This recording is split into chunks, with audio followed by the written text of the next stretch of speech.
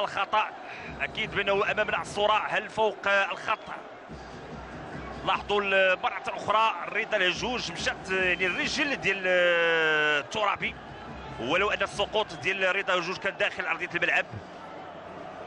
يمكن الاخطاء غادي يكون فيها حديث كثير.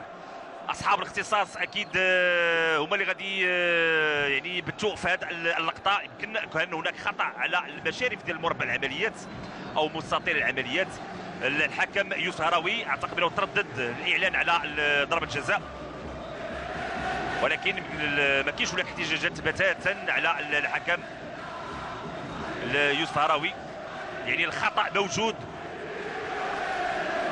خطا صحيح موجود. لاحظوا على اين يوسف هراوي يعلن عن ضربه جزاء لفائده فريق الوداد وورقه حمراء ليوسف الترابي. وبالتالي النادي قلت غادي يلعب ب 10 ديال اللاعبين،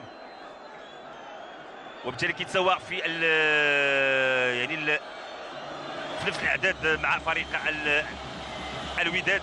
اذا ضربه جزاء للوداد وفرصه من اجل تسجيل الهدف. رضا الهجوج هو اللي حصل على ضربه الجزاء، هو اللي غادي يتكلف ب يعني تنفيذ هذه ضربه الجزاء. رضا الهجوج والهدف 1-0 للوداد، 1-0 للوداد في مباراه مجنونه. 1-0 رضا الهجوج اذا كيتمكن من تسجيل الهدف في حدود الدقيقه 42. اذا جون توشاك كيتمكن من انه يعني يحول النقص العددي من 10 ديال اللاعبين